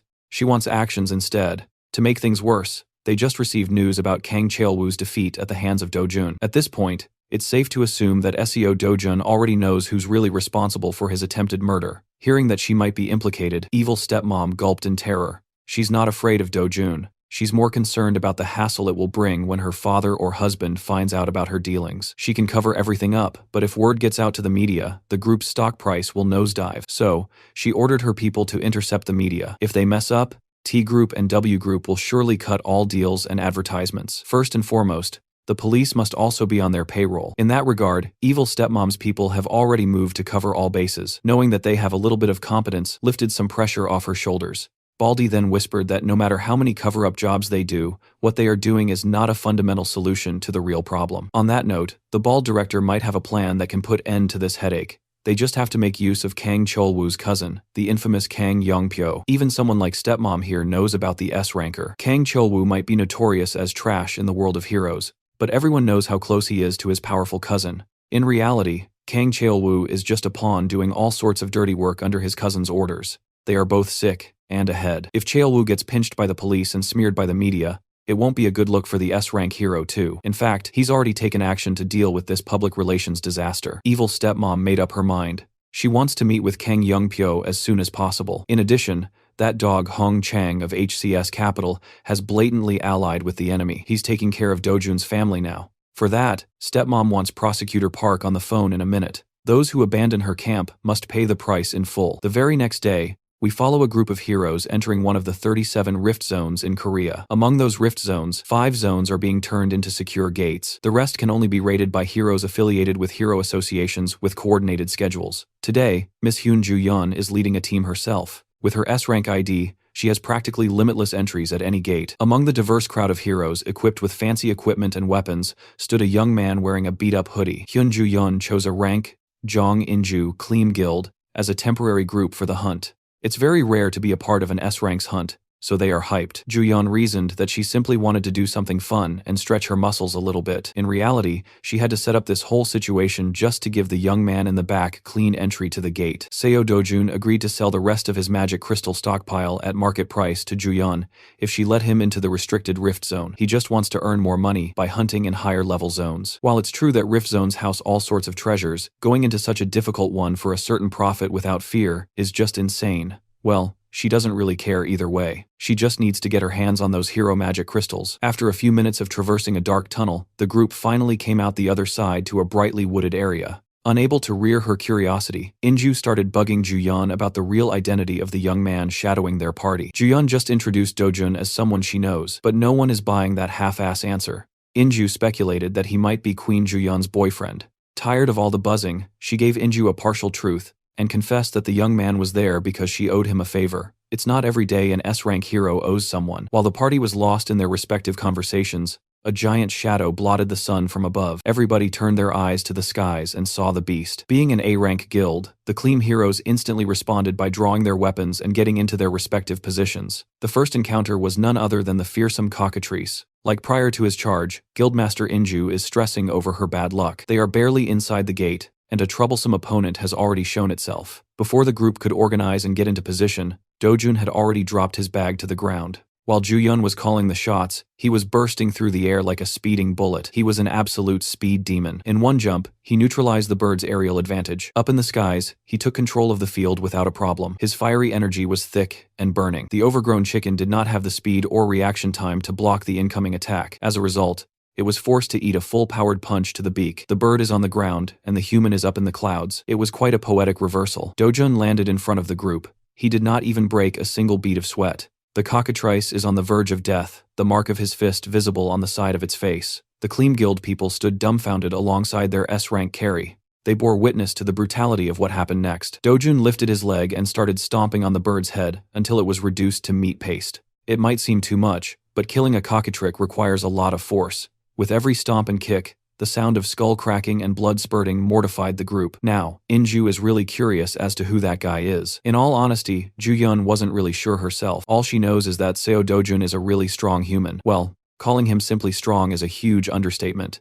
There are only a select few heroes who can do what Dojun just did. Killing a cockatrice in one blow is no ordinary feat. Ju-yeon downplayed the achievement by bringing up her sister. That woman belongs to that elite list of outstanding heroes. Still, Inju can't just get over the fact that a hidden powerhouse is among them. She watched the entire sequence and was in the whole time. Ju-yeon took note of the young man's monstrous power and decisiveness, her curiosity deepening. She turned to Inju with an impromptu change of plans. For now, she wants to go to the center with Dojun, leaving the rest of the group on the outskirts. Ju-yeon carefully approached the young man, expertly carving the cockatrice's corpse for loot. Before she could speak, he preemptively asserted that he wouldn't share loot with people who contributed nothing to the kill. Thankfully, Ju-yeon is not one to eye a few pieces of magic crystals. She just came over to propose that they go a bit deeper into the gate, head somewhere more challenging and fitting to his current abilities. With a smile, he readily accepted the invitation to hunt and loot more. Ju-yeon knows the layout of this gate quite well, so she will take the lead. All Dojun has to do is follow closely so he won't get lost.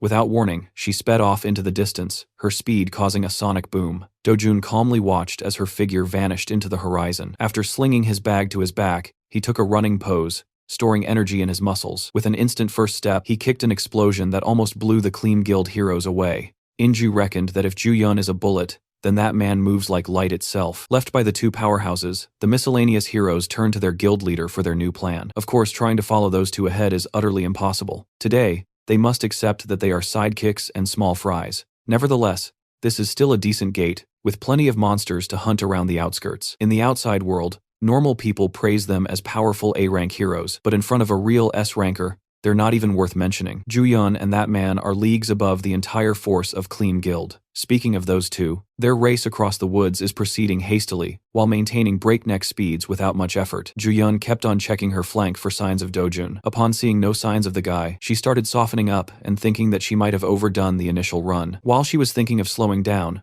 Dojun suddenly appeared by her side, asking if they could go a little faster. Ju-yeon's concentration broke, and she almost tripped over. She had never experienced something like this before. Someone can actually keep up with her in terms of racing. When it comes to speed, she's in the top 2 in the nation, but that list might need to be updated given how Dojun is making her eat dust. A few moments later, he made a stop to tease her for being slower than expected when she was clearly running to flex her speed. While the S-ranker caught her breath, Dojun turned his eyes onto the view on the horizon. In front of them was a massive mountain range touching the heavens. When asked what was hiding inside that rocky range, Ju-yeon's expression turned solemn. That place is the lair of the Thrift's boss monster, the Cassarion. You see, this so-called Cassarion is a giant 20 meters monster resembling the draconian wyvern. Ju-yeon doesn't even want to entertain the idea of subjugating that beast. You typically need at least 3 combat-oriented S-rank heroes to even stand a chance against such a monster. One thing Dojun knows about Cassarion is that it has a chance to drop the imaginary grade magic crystal, a treasure just below the highest grade possible. Since such an enticing reward is waiting for him, he won't let it slip through his fingers. Obviously, Ju-yeon is opposed to such a reckless idea. Well,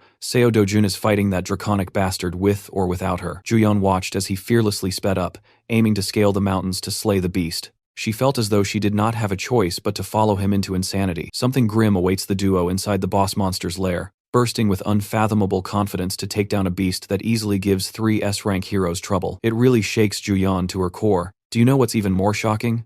When she arrives at the site, she finds the same creature, the Cassarion, dead at her feet. The fight's already over, and she has absolutely no idea what the hell went down. Our boy casually plucks his knife from the creature's corpse, leaving her at a loss for words. Ju-yeon reflects her shock. The creature he just took down isn't just any boss monster. On that note, she talks about a prominent hero known as Park Hyol, who fostered a reputation for hunting down monsters like the Cassarion. Though he's an S-rank himself, the first time he went to hunt down the Cassarion, he was cautious enough to take 30 A-rank heroes along with him. And yet, even with all those precautions, the A-rank heroes didn't make the cut and were all slaughtered in the attempt. Park Hyol was the only known survivor of the group who clung to the edge of his life by the end of the boss fight. From that moment onwards, the guy decided to rematch with the same monster. In his second attempt, he was armed with one more S rank and 100 rank heroes behind him. It's practically a small army at that point. The fight was brutal. They focused on piercing the creature's wings and negating its flight. The Cassarian of the time was then overwhelmed by a barrage of attacks from the heroes, and the same is the outcome for the fight with Cassarion, who ended up getting defeated. Despite this, only a handful of heroes remained from that battle, the rest butchered by the beast's wrath. The damages they incurred that day were so prominent that Yahello's guild, the Sweet Life, has yet to recover from it 3 years after the event. And yet, this one average-looking Joe has defeated the same Cassarian monster without much trouble. The funny thing is, with her constant glaring, he reminds her that she ain't getting any of these precious gems for standing around fighting the air. The remark may have annoyed her, but Julian is more focused on the ridiculousness of the man before her eyes. If she wasn't there to witness the battle, she would never believe in such a conclusion. The same terrifying Cassarion was taken down and obliterated in a single strike at the hands of one man. As for Dojun, my boy has successfully harvested the awesome-looking magic stone from the creature's body. He stares at it and tells her that he no longer cares about having an escort to guide him. From this point onwards, he's fine on his own. He also denies taking the rest of the valuables obtained by the dragon's body, such as its claws and teeth, showing little to no regard for them. He turns back to reject her plainly, leaving the S-ranker stunned for life. Instead, he'd rather focus his energy on collecting the monster crystals. He even goes as far as to allow her to keep all of those valuables to herself as a form of payment. Juyeon takes a look at the creature for a moment and reaches the conclusion that she also doesn't need anything from the beast. It's evening now, and the rest of his group is shocked that one guy managed to collect 3 bags full of magic stones. It's an unbelievable sight, even for the competent A-rankers for their guild to have obtained the same amount. It would have taken them a minimum of 20 hours. And from the quality of the ingredients, even more than 3 days. It begs the question about the man's identity, and they're all staring down at Juyeon, who brought him along in the first place, and yet appears just as confused as them. Based on Juyeon's own words, the A-rank guild master can't fathom how Dojun was able to beat the Cassarion without any proper equipment. With this accomplishment alone, he stands at the top of the hero ranks in Korea, unparalleled in his might. They really just said, "Our boy is built differently." The A-ranker even thinks that he might be the strongest in the entire world at his level. It amazes her. Speaking of the guy, an exhausted Dojun returns with more bags on him. With just 1 day of hunting, he's already collected so much stuff. At this point, the group is starting to think that no one will believe them if they reported this to the outside world. Dojun's godlike power is the definition of insanity to accept. Speaking of which, they're explicitly told not to drop a word of what happened here today in the outside world, something they have to ultimately accept. The gorgeous S-ranker walks up to our boy and talks about a bunch of things from a distance. It looks like they're a couple who is flirting with each other, but that's only in the eyes of their groupmates. I guess they're trying to convince themselves that this is the start of some ship. They also think that he's the only guy in the world who looks like a proper fit for Juyeon, especially considering their monstrous strength. The funny thing is how the A-rank guildmaster quickly realizes that these guys aren't the perfect couple she envisioned them to be. Instead, it seems like they're having an argument from the looks on their faces. She can't believe that there's a guy in the world with the ability to talk down to Juyeon of all people. The shocking thing is how Dojun hands her a bag and leaves quietly without saying another word. It astonishes the guildmaster even more. As for the state of the backpacks and the contents inside he collected, Juyeon states his own words. Turns out that Dojun fears the possibility that he'll become an overnight celebrity if the outside world learns that he killed Cassarion. Since that is a clear issue for him, he drops the responsibility of it upon her shoulders. Hearing his decision leaves the both of them baffled for words. But the irony in all of this is that the law of manifestation ends up turning true, and Juyeon gives birth to a curiosity to explore more about this mysterious young man. The girl is in love. Over to a different location, we get to explore more about the famous S-ranker mentioned earlier. Park Hyol is out here going beast mode on his punching bag. His assistant is in awe of his training because it seems like he's bursting out in rage. As mentioned before, he's the guild master of Sweet Life. The assistant helps him calm down, reminding him that a little bit of endurance will help him go a long way in these difficult times. Even the guildmaster agrees with that idea, believing that those who underestimate him will eventually suffer his wrath. And before long, there will come a time where everyone will be admiring his strength as the most powerful guildmaster. His assistant goes on to bring up Hyol's streak of hunting down Cassarion, which sets him apart from others, even going as far as to say that his name will be etched in the history books as the hero who defeated the Cassarion with the smallest squad. The guildmaster shares his enthusiasm with the assistant, going on and on about his own achievements. At the same time, their guild has been suffering major losses compared to what it was 3 years back. And yet, the only thing that gives him a smile is the knowledge that he's the only one capable of best defeating the Cassarion, a fact seconded by his one-eyed servant. The scene switches to Kang Youngpyo's office, who is currently reading a report on Dojun's eventful evening with Cheolwoo, and how he annihilated his cousin. Even though Chaelwoo's intentions were to lock the guy inside the gate and trap him for good, a plot twist happened, resulting in an awakening. Also, the client that has tasked them to take down Dojun is actually the executive director, Hong Hee-ju, who is basically at the top of the wealthiest people in Korea. It doesn't make sense for her to single out a person as her target in front of Yongpyo's eyes. That's until he learns that Dojun is actually her stepson, though the boy was welcomed into their family at the age of 7. The moment Hee-ju's biological child stepped into the world, Dojun was kicked out of the family. This fact makes Yongpyo amused as he points out that not even being wealthy can save you from being kicked out. Discussing the payment for the hit, he learns that they're being given 3 billion won for the job, which is tiny in front of him. And then there's the fact that Chaelwoo finds himself at the edge of his own life from his battle against Dojun, suffering numerous burns and bruises. What's even worse is that he completely lost his sight and has become blind for life, too. It only adds to the ruthlessness of Dojun's measures, to the point even a guy like Yongpyo has to acknowledge his actions. And yet, Yongpyo takes delight in the fact that he would have made sure to chop his limbs off on top of smashing his skull. At first glance, you guys probably were thinking that he's softer than his cousin, but now it's clear why he's even worse. While discussing the scene of their battle, it is brought up that Hyun Ju-yeon was also there, and allegedly helped out Dojun in some way. This actually surprises Yongpyo, and he probes for more information about the situation. He doesn't get what's so special about Dojun. Unfortunately, not even his assistant knows anything specific about the meeting between the two, as the case was quietly shut down. Pissed the fudge off, Yongpyo grabs a servant and roars at him to do whatever he can to uncover the status of their relationship, suspecting that they may have formed a deal of some kind. The assistant, completely devastated by his reaction, runs away to investigate right at once. Yongpyo is left with a temper tantrum, smashing things around, reflecting that Heeju's men will come looking for him to fulfill the job that his cousin failed to do. At the same time, he's more than happy to take on a job from her. After all, she's a wealthy woman with Andrew Tate's level of money, so it won't be an issue for the greedy scumbag. And now for the scene with our boy, who is returning home after the raid. From today's experience, he's more than glad to have spent his time in a rift rather than a gate for proper hunting. It also complicates things because he might have to form a long relationship with Ju-yeon to ensure he stays on the low. Recalling their conversation, she straight up told him that people will become wary of her and ask around for the identity of the person who killed the Caesarion. Revealing them means inviting a lot of trouble. So for now, her plan was to store the valuables, and if he does want to become famous, she can happily reveal his existence to the world.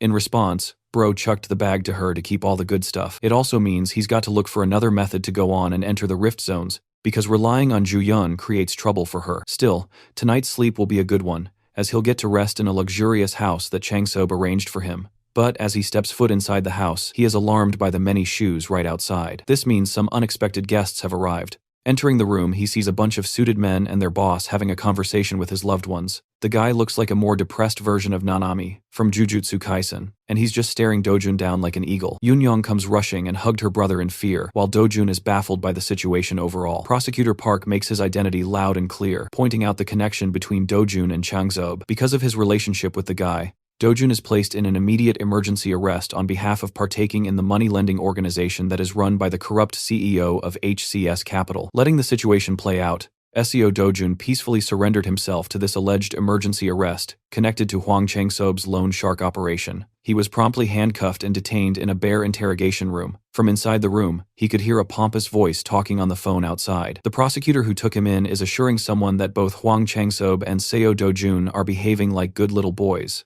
Before hanging up, the prosecutor thanked the caller for taking care of his daughter's study arrangements abroad. Then he made the mistake of uttering Director Hong's name within Dojun's superhuman earshot. Walking up to his silent detainee, the prosecutor yapped about the reason he became a man of the law. He claimed that since he was little, he had always wanted to isolate society's trash from the decent and law-abiding citizens. Plopping a thick packet of paperwork on the table, the scummy prosecutor made a show of just how much dirt he had on SEO Dojun. He alleged that the charges listed through their preliminary investigation would be enough to put the young man behind bars for at least a decade. In addition, they had already gathered more than enough statements from Hwang Chang-sob to nail everyone in the operation. Dojun did not even bother to give a reaction to these thinly veiled threats. Since he didn't get the reaction he was hoping for, Mr. Prosecutor resorted to cursing him out. Getting straight to the root of the problem, Dojun callously asked if that bitch Hong Hee-ju was behind this weak legality stunt. The prosecutor was visibly shaken, but he vehemently denied such accusations, going as far as to say that he had never heard of that name. Dojun estimated that these crooked bastards must have already worked on Hwang Chang-sob's side. Dojun quietly came along to avoid trouble, but things might get a lot worse at this rate. Refusing to get intimidated by Dojun's aura,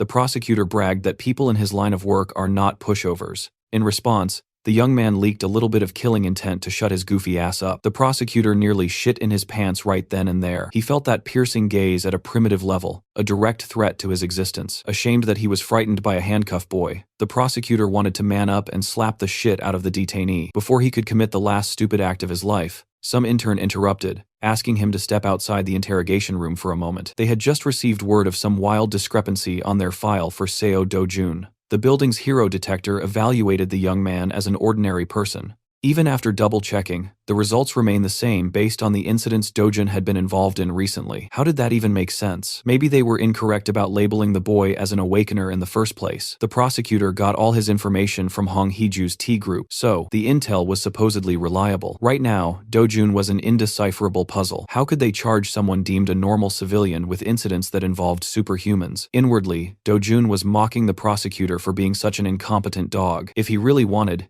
he could just break away from those flimsy cuffs and smash the whole place into bits. As for the fallout, he could always just take Grandma and Yun-young somewhere safer, maybe overseas. Before he could resort to the most brutish solution, Hyun Ju-yeon, wearing a suit and tie, entered the interrogation room. She must have heard about this wrongful arrest and came to check things out. When asked why he was detained, Do-jun frankly answered that he wasn't entirely sure of the reason himself. Thankfully, Ju-yeon advised him not to do anything reckless. She might be the only person who knew what this dude was capable of. The situation was frustrating, but using force now would only make things messier. Ju-yeon hadn't woken up today, expecting to get involved in the legal system, but she knew for certain that Do-jun was innocent of whatever he was being accused of. With someone innocent facing unjustified punishment for false accusations in front of her, she felt obligated to correct it. Ju-yeon reckoned that the Hero Association would start a separate investigation soon. They would undoubtedly find out about Do-jun's fake hero license and would definitely dig into the recent Mappo Rift incident. Do-jun asked Ju-yeon how his family was doing, and she realized that she was being treated like some secretary when a young man glared at her with indecipherable intensity. Ju-yeon gave in and assured the guy that the family would be taken care of. As she walked out of the interrogation room, essentially becoming Do-jun's legal representative, he proclaimed that this debt would not be forgotten. She wouldn't show it, but Ju-yeon kind of liked that he was relying on her this time around. She promised that she would resolve this hiccup as quickly as possible, and she was not kidding at all. Hyun Ju-yeon's chosen method wasn't a straightforward legal defense by proving Do-jun's innocence. Instead, she exposed Prosecutor Park's various crimes and illegal dealings, resulting in his dismissal. Once that scumbag was out of the picture, a fair investigation flowed smoothly. Seo Do-jun was proven innocent with regard to the loan shark operation and other recent incidents. However, he couldn't avoid punishment entirely. As expected, the investigation proved his use of an unauthorized hero license. Thanks to Ju-yeon's active defense, he got away with just probation. While they were driving back to Do-jun's home, breaking news about a previously unseen monster appearing in England and causing destruction came on the radio. The monster was described as a mantis-like creature, 1.5 meters tall, with compound eyes and terrifying jumping power. Based on the description, Do-jun identified the creature as a Macassian. Ju-yeon nearly crashed the car upon hearing him utter the name. Information about newly discovered monsters is heavily guarded by the association.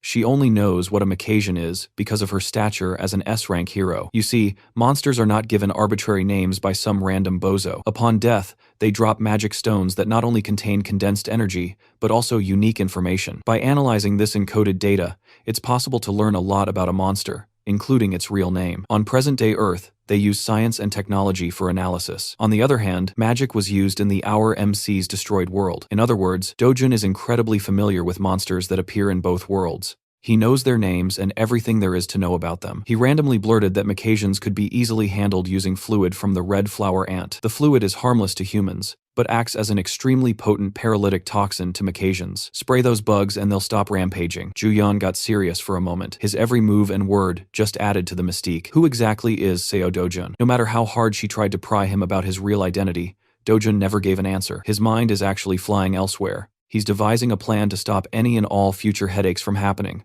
The only reasonable solution he could think of was to kill that bitch, Hong Heeju. Speaking of the devil, Director Hong is at her wit's end, nervously munching on her nails. Riddled with anxiety, she tried to devise new plans to deal with her husband's bastard son. With the involvement of someone like Hyun Ju-yeon, she's feeling even more pressure to deal with the boy. The director's assistant wasn't much help. Even after exhausting their resources, they cannot find out what kind of relationship the S-rank hero has with Do-jun. If they make the wrong move and offend someone of that stature, All the money the company has won't be able to protect their asses. More importantly, Hong Heju was alarmed by the prosecution's report that Seo Do-jun registered as a normal citizen and not a hero in their testing machines. Based on everything they know about the boy, it's pretty clear that he awakens something dangerous. Maybe he has some ability to deceive the hero detector or something. Hong Heju is hemorrhaging money from this crusade of hers, and the best her people can give are speculations. Absolutely livid, she finally bit the bullet and contacted the S-rank rascal Kang Yongpyo, bringing 20 billion, no 30 billion won to the table to end this Do-jun problem once and for all. Upon receiving the call, the rascal greedily demanded double the pay to deal with this little problem.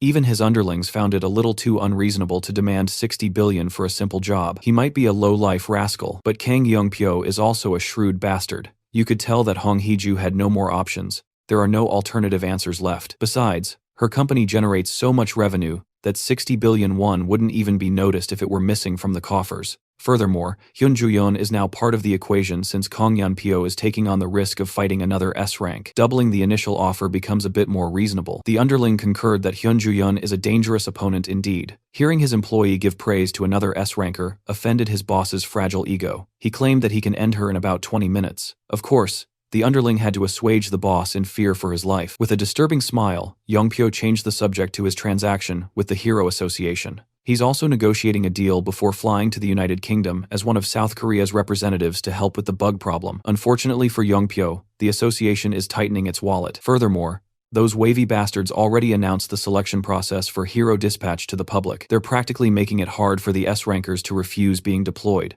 Yongpyo might be a thug, but he sees the association as a group worse than thugs. The operation will take place in 3 days. South Korea will be sending its best and brightest together with Japanese heroes. At least Yongpyo can meet up with someone named Takashi. Right now, Makajan's weakness hasn't been discovered yet. Being the one to discover such crucial intel would raise anyone's stock to the moon in the eyes of the public. Speaking of Makajan, those bugs have extended their advance towards Cambridge in the UK. British heroes have been fighting non-stop to stop the relentless invasion of the giant critters. They assembled a decent team of heroes. Since it's the UK, they use a lot of blades in this region. The brave frontliners are struggling to deal with a single giant Makajan terrorizing the public. This mantis has the speed and sharpness to kill slow-moving heroes in one shot. Getting into the rhythm of things, the British heroes retaliated with a coordinated offense. The group of heroes had a balanced lineup, and based on their proficiency, they were nothing to sneeze at either. Some of them used magic to tear through the thick exoskeleton by force. The others would follow up with speedy melee attacks, letting the bug blood flow in the streets.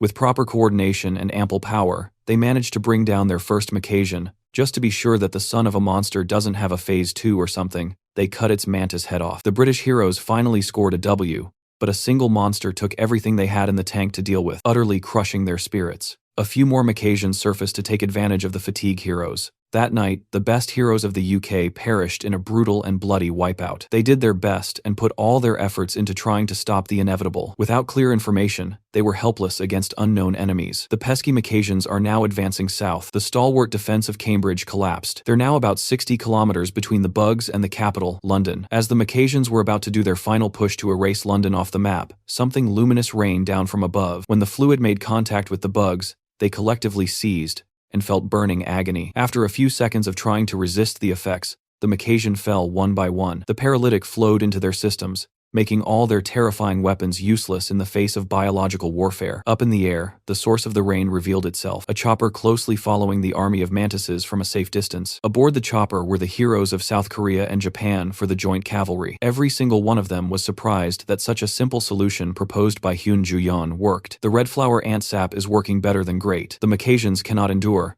They practically turned into useless empty husks. Standing beside Ju-yeon was Kang Yongpyo. In his eyes, there's no way that this woman miraculously guessed and hit the jackpot. Waking everyone up from their reverie, Hyun Ju-yeon took charge and ordered everyone to skydive and finish the job. With newfound respect and awe for Korea's premier S-rank hero, the cavalry swan dived towards British soil to prevent a cataclysmic incident. A few days after that joint operation, the entire world was made aware of what went down in the UK and who the undisputed MVP was. Back in Korea, the media and fans filled the airport, and everyone was eager to get a glimpse of the country's pride. The reporters and their teams are all salivating to get an exclusive scoop about Hyun Ju-yeon, the best hunter, during the UK expedition. She was the one who figured out the Makajan's weakness and led the operation to the end. She practically saved an entire nation from despair. It's said that before leaving, she was needed by the royal family for her heroism. When Juyeon finally stepped foot inside the airport, camera flashes and cheers from the civilians erupted. Like a real celebrity, she had long since been used to the limelight. Even though Juyeon is a public figure, the intensity of today's welcome was still a bit overwhelming. As for Kang Yongpyo, he was credited with killing most of the Macassians on the expedition. Keep in mind that he basically killed paralyzed and helpless bugs. Their entire honorage of heroes consisted of 200 people. The brilliant performance of Korean heroes was the reason the UK still exists today. On the news, details about the Macassian hunt, including the red flower ant sap weakness, were made public. Walking around the city, our boy Seo Do-jun overheard the news and paused for a second. He was glad that Juyeon was able to use his intel, but when they showed Kang Yongpyo on the Jumbotron, his mood soured. That smug-looking bastard on the screen is one more loose, and he needs to take care.